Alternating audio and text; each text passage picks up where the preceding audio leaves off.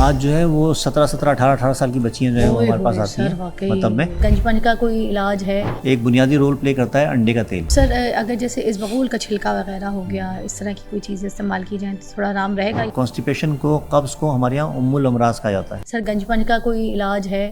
آدھی دنیا گنجی ہو جاتی ہے. یہ لڑکے گنجی ہو رہے ہیں جلدی جلدی، وگ لگا کے رشتہ دیکھنے جاتے ہیں یار، مطلب اس طریقے سے. اور پھر جھوٹ مائیں بھی جھوٹ بول رہی ہیں. وہ جو وگ پہنے ہوئے ہیں تو وہ بتا نہیں رہی ہے کہ یہ وگ ہے، یہ پیچ ہے، یہاں سے پیچھے جو ہے نا پورا ایئرپورٹ خالی. اب میں مطلب اس کو مذاق جوک، بھائی ایم سو سوری، میں کوئی جوک میں نہیں لے رہی، مگر یہ مجبوری سب میں یار. ہر کوئی چھوٹی چھوٹی عمر میں 18 19 20 22 23 یار کون سی عمر ہے، پھال گر گئے. یہ اتنی یہ جو یہاں یہ جو اتنا بڑا پیچ ہے نکلی لگا کے لوگ گھوم. ٹی وی ایکٹرس تو سارے آلموسٹ، مجھے نہیں لگتا بھائی پلیز یہ ایکٹرز میرے اوپر کوئی گندے برے کامنٹ نہ کیجیے گا، میں تو سچ بتا رہی ہوں. بڑے بڑے ایکٹر نام جو ہیں ہمارے ٹی وی کے، سب نے پیچ لگایا ہوا ہے. سارے ٹرانسپلانٹ پہ چل رہے ہیں، مطلب بالوں کے ہیئر ٹرانسپلانٹ کرا کے. دیکھیے ہم نے جس طرح شروع میں بات کی نا، آپ کا سوال پورا ہو گیا؟ ہاں. جس طرح ہم نے شروع میں بات کی نا کہ ہم اسٹنٹ گروتھ کا شکار ہیں. ہاں. تو جو ہماری یہ بھی تو باڈی کا ایک پارٹ ہے نا. ہاں. اس کا تعلق بھی ہماری نشو و نما سے ہے، اس کا تعلق بھی ہماری غذا سے ہے. جتنی اچھی ہم غذا کھائیں گے، جتنی اچھی ہم اس کو نشو و نما پرووائڈ کریں گے، اتنی ہماری اسکن، ہمارے بال، ہمارے ناخن جو ہیں وہ ہیلدی رہیں گے. تو سر یہ ایک پودا نہیں ہے جس میں پانی ڈالیں تو بس اگنا شروع ہو جائے؟ جیسے ہمارے گھر میں ہم پودینہ لگا لیں، ٹھیک ہے، اس میں پانی اچھا ڈالیں، کھاد ڈالیں، تو وہی بات ہوگی نا، پانی اور کھاد اچھی ڈالنی ہے. تو وہ کھاد جو ہے وہ ویسے نہیں ڈالنی، وہ ہمیں کھا کے اوکے منہ کے اچھی غذا لیجیے. اور اس کے بعد پھر اور دوسرے فیکٹرز بھی ہیں، جیسے نیند کا مسئلہ ہے یا فزیکل ایکٹیویٹی ہے. ایک شخص ہے وہ بیٹھا ہوا ہے، کھا رہا ہے، کہتا ہے گیم کھیلتا ہوں، ہاں جی کھیلتا ہوں، موبائل پہ کھیلتا ہوں، تو وہ تو فزیکل ایکٹیویٹی ہوئی نہیں. تو آپ نے سرکولیشن آف بلڈ کو بڑھانا ہے، اس کو انگیج کرنا ہے. کچھ چیزیں ہیں جیسے جینیٹک فیکٹر ہے، خاندان میں ایک سلسلہ چلا آ رہا ہے، اوکے رہتا ہے، یا بہت جلدی لوگوں میں بال کم ہونا شروع ہو جاتے ہیں، وہ بھی ایک فنومینا ہے. لیکن یہ جو بہت چھوٹے چھوٹے بچوں میں یہ چیزیں آ رہی ہیں، اس کے پیچھے پھر وہی فوڈ ہیبٹس ہیں ہماری. تو کھاد بھی دیجیے، اس کو پانی بھی ڈالیے. تو سر یہ جو بادام شدام بولتے ہیں، بادام کا تیل لگانا، دیسی گھی سر پہ لگا لینا بادام ساڑ کے، یہ ساری چیزیں طاقت دیتی ہیں سر کو؟ ایسی چیزیں جو سرکولیشن آف بلڈ کو بڑھا دیں. اس میں ایک بہت بنیادی، ہاں مساج تو ہے ہی، ایک بنیادی رول پلے کرتا ہے انڈے کا تیل. ٹھیک ہے، ایگ آئل دیسی انڈے کا ہے، بہت اچھا ہے. ایک چیز ہے کیسٹر آئل، روغن ارنڈی. ٹھیک ہے، اس کا بھی کام یہ ہے کہ جیسے وہ عموماً خواتین پلکوں کو کرنے کے لیے لگاتی ہیں، تو اس سے بھی آپ کو لگے گا ہلکی سی گرمائش فیل ہوتی ہے، تو اس سے بھی جو ہے وہ سرکولیشن آف بلڈ بڑھ رہی ہوتی ہے. کچھ ہمارے یہاں دوائیں ہیں، جیسے پرانی خواتین جو ہے وہ آملہ، ریٹھا، سکاکائی سے سر دھویا کرتی ہیں، وہ لمبے لمبے بال ہیں، موٹے بھی ہیں، چمکدار بھی ہیں، تو ان سے بڑا اچھا رول پلے کرتے ہیں ساری چیزیں. اس طرح اور بہت ساری چیزیں ہیں جو کہ ہم اپنی غذا کے ساتھ ساتھ اس کو ویسے بھی انہانس کرانے کے لیے ہم وہاں دے سکتے ہیں.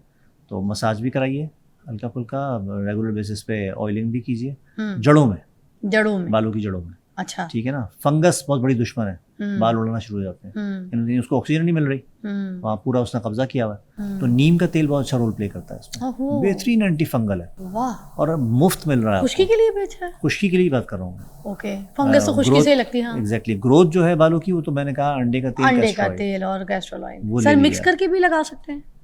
نہیں، پہلے فنگس کو دور کیجیے، اوکے، پھر آئیے اس طرف کہ آپ نہیں لگانا. اوکے. سر بال کالے ہو جاتے ہیں واپس کسی کے؟ یہ جیسے اس کے لیے بھی میں نے انڈے کا تیل ہی سنا تھا ویسے، مگر آپ بتائیں گے بہتر کہ واپس بال کالے کسی کے آنا شروع ہو جاتے ہیں؟ اپنا ایک تجربہ بتا دوں آپ کو؟ ہاں پلیز بتائیں. اچھا، ہوا یہ کہ جب کتابیں ہم نے پڑھنی شروع کی تو مجھے ایک جگہ سے ایک نسخہ ملا اور بڑا سادہ سا تھا. یہ جو ہڑ ہوتی ہے نا، ہڑ کا مربع سنا ہوگا آپ لوگ. ہڑ کہتے ہیں، ہم لوگ بھی پنجاب میں اڑہڑ کہتے ہیں، ہڑ کہہ سکتے ہیں. اوکے، تو اس کو ہلیلا بھی کہتے ہیں. ہلیلا، ٹھیک ہے. تو ٹرمینیلا چیبولا اس کا وہ ہے لیٹن نیم. اچھا. تو اس کے بارے میں نے ایک چیز پڑھی تو میں نے، آسان تھا. میرے بعد جو ہیں بہت نزلے کے مسائل وہ جیسے ینگسٹرس کرتے ہیں، ہم بھی کیا کرتے تھے، تو میں نے وہ شروع کیا. اور اس کا پیٹرن یہ تھا، میں بتا دیتا ہوں، بہت سارے لوگ اس سے فائدہ اٹھا سکتے ہیں، کہ آپ نے ہلیلا سیاہ لینی ہے، یعنی را فروٹ جو ہوتا ہے. 3 قسمیں ہوتی ہیں اس کی، ایک ہلیلا سیاہ ہے، پھر ہلیلا زرد ہے، پھر ہلیلا کابلی ہے. ایک ہی درخت پہ آپ کو پہلے وہ را فارم ہے، کچی ہے، پھر اس کی تھوڑی سی پک جاتی ہے وہ، پھر اس کے بعد اور پک جاتی ہے.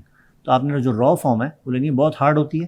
اس کو آپ گھی سے جو دیسی گھی ہے یا بادام کا تیل ہے اس سے آپ اس کو چرب کریں, یعنی اس کے ساتھ اس کو مکس کریں اس میں تھوڑا سا, اور اس کے بعد پھر اس کو ہلکی آنچ پر تھوڑا سا اوپر اٹھا کے اس کو بھون لیں. تو آپ دیکھیں گے کیونکہ وہ اتنی ہارڈ ہوتی ہے کہ وہ آپ اس کو سروتے سے بھی نہیں کاٹ سکتے, اچھا مشکل ہوتا ہے. تو دیکھیں گے وہ پھول جائے گی, جب پھولے گی تو آپ اس کو ایزیلی پیس سکتے ہیں. ٹھیک ہے, پیس کے اس کا آپ سیو کر کے رکھ لیجیے, اور 1/4 چمچی جو ہے وہ صبح اور 1/4 چمچی شام وہ کھانا شروع کیجیے. وہ میں نے بھی شروع کیا, اور کوئی 1.5 مہینہ گزرا تھا کہ میں نے دیکھا کہ میری بالوں میں جڑ سے بال کالے نکلنے شروع ہو گئے. تو وہ ایک ایج فنامنا تھا, میں بڑا ایکسائٹیڈ ہو گیا, اور میں نے جو ہے کہا جی یہ کل کا ہوتا آج ہی سب کچھ ہو جائے. میں نے وہ چمچی بھر بھر کے کھانی شروع کر دی. تو اس سے سائڈ ایفیکٹ آنے شروع ہوئے. میرا خون جو ہے وہ تھکننگ کی طرف چلا گیا, میرا ہیموگلوبین جو ہے 18-19 پہنچ گیا. ٹھیک ہے, اس سے مجھے سیویئر پین آنے شروع ہو گئے. پھر میں نے مشورہ کیا لوگوں سے, کسی نے کہا جی خون دو, کسی نے کچھ کہا, تو مجھے سمجھ میں آ گیا کہ یہ والا فنامنا ہے. میں نے سب سے پہلے اس کو چھوڑا. تو یہ غلط فہمی کہ حکیمی دواؤں میں یا ان دواؤں میں نیچرل دواؤں میں سائڈ ایفیکٹ نہیں ہوتے, یہ سب سے پہلے تو اس کی وہ ہو گئی, نفی ہو گئی. بالکل کہ ایسا نہیں ہے, بالکل سائڈ ایفیکٹ ہوتا ہے. بڑی سادی سی چیز ہے یہ, اور آیورویدا میں اس کو مطلب یوں ان کا بس نہیں چلتا, اس کو پوجیں. تو اتنی بڑی دوا ہے. تو وہ میں نے چھوڑ دیا میں نے, اور اس کے بعد پھر اور بھی اس سے کچھ بینیفٹس تھے, اسکن کے اوپر بھی اچھا اثر آیا, لیکن اس کو کنسسٹنٹلی آپ نے یوز کرنا ہے. پھر ہم چونکہ اس فیلڈ میں تھے تو مریض آتے ہیں کہتے ہیں بھائی ایک ینگ سا لڑکا بیٹھا ہوا ہے تو اچھا ہے, سفید بالوں والے کوئی صاحب بیٹھے ہوئے, ان پہ اعتقاد زیادہ ہوتا ہے. میں پھر اس طرف زیادہ گیا نہیں, نہ مجھے کوئی زیادہ شوق تھا. تو لیکن مجھے اس کا یہ کمال چیز مجھے اس میں ملی جو کہ میری اپنی پرسنل میں نے اس کو ایکسپیرینس کیا, اور میں عموماً اپنے بچوں کو بھی بتاتا ہوں. واہ سر, سمجھ گئے, جو کرنا چاہے کر لے, لیکن لمٹ میں رہ کے. لیکن ساتھ ساتھ آپ نے ایک اور بھی چیز ہے کہ اس کے نتیجے میں پیٹ بھی صاف ہوتا ہے. تو آپ نے لال مرچوں کا استعمال اور آپ نے تلی ہوئی چیزوں کا استعمال جو ہے وہ اس میڈیسن کے ساتھ ایٹ لیسٹ نہیں کرنا. ٹھیک ہے, اسی طرح لسی ہے, ٹھنڈے دودھ ہیں, کولڈ ڈرنکس ہیں, اس سے بھی اوائڈ کرنا ہے. اچھا کیوں؟ کیونکہ یہ دماغ سے بلغم پیدا کرتا ہے. تو وہ آپ ایسی چیز کر رہے ہیں کہ وہ فائدے کی ہو, ساتھ میں نقصان والی چیزیں بھی ہیں, تو اس سے ہمیں اوائڈ کرنا. سر یہ مزاج کا کیا تعلق ہوتا ہے؟ کیونکہ حکمت میں کوئی بھی بات کرو تو سب سے پہلے کہتے ہیں یار اس کا مزاج اس کے ساتھ نہیں ملتا, اس کو اس کے ساتھ نہیں کھا سکتے. فار ایگزامپل جیسے میری امی بھی حکیم تھیں, حکمت تھی ان کے ہاتھ میں, تو وہ امی ہمیں بس یہ کہتی تھی کسی بھی پھل کو دودھ کے ساتھ نہیں گرائنڈ کر کے کھانا. تو ہم تو ہر وقت یہی دیکھتے ہیں شیک پی رہے ہیں مینگو کا, تو کیلے کا شیک پی رہے ہیں, تو چیکو کو دودھ میں ڈال کے شیک بنا رہے ہیں.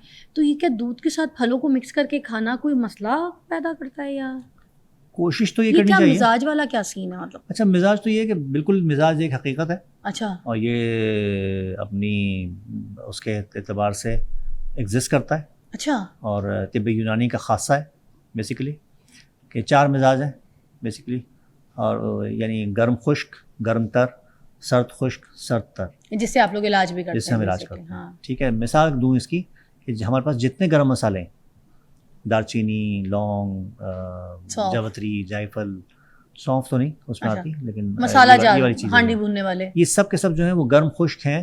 پھر اس میں بھی درجات ہیں, یہ سب کے سب گرم خشک ہیں 3 درجے میں. اوکے, ٹھیک ہے. تو آپ نے دیکھا ہوگا بہت کم مقدار میں یہ کھانوں میں ڈلتے ہیں. ٹھیک ہے, زبردست قسم کے اینٹی آکسیڈنٹ ہیں, تو یہ اپنا رول پلے کرتے ہیں. اسی طرح جو ساتھ میں اللہ تعالیٰ نے ایک دوسری چیز دی ہے وہ ہے ہرے مسالے, وہ ان کی اصلاح کر رہے ہوتے ہیں. ہم ساتھ ایک کمبینیشن لے کے چل رہے ہوتے ہیں, تو زیادہ مقدار میں ڈل رہے ہوتے ہیں. ہر دھنیا ہے, پودینہ ہے, اور اس طرح کی دوسری جو بھی چیزیں ہیں, لہسن ہے, ادرک ہے. ٹھیک ہے, تو یہ ہم کم مقدار میں ڈال رہے ہوتے ہیں, اور وہ اس کے ساتھ اس کو میچ کر رہی ہوتی ہیں. تو یہ مزاج ہے. ایک شخص کے سر میں درد ہو رہا ہے وہ سردی اور خشکی کی وجہ سے ہو رہا ہے. ایک شخص کے سر میں درد ہوتا ہے وہ شدید باہر دھوپ میں سے آیا چل کے, اس کی وجہ سے ہو رہا ہے.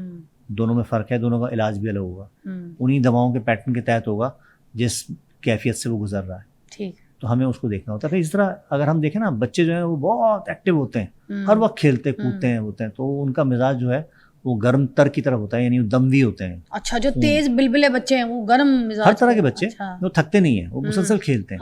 پھر آہستہ آہستہ ایج بڑھتی ہے, وہ ایک دوسرے مزاج میں کنورٹ ہوتے ہیں, ہوتے ہوتے پھر وہ ایک بڑھاپے کی طرف ایک فنامنا چلا جاتا ہے.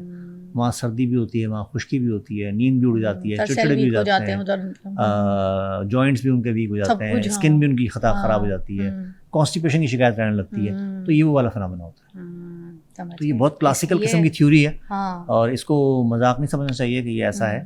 اور اسی لیے میں کہتا ہوں کہ ایسا نہیں ہے کہ جس کو ضرورت ہے ایک گرم مزاج کا آدمی ہے اور اس کو میں جناب کوئی گرم تیز دوا دے دوں, ٹھیک ہے, جیسے کہ ابھی آپ نے یہ ذکر کیا بورڈس پہ کچھ لکھی ہوئی چیزیں, ٹھیک ہے, تو میں اگر بغیر سمجھے دوں گا بجائے فائدے کے اس کو نقصان ہو جائے گا. وہی پھر ٹیبل ڈیتھ ہو سکتی ہے اس کی, ہو سکتا ہے.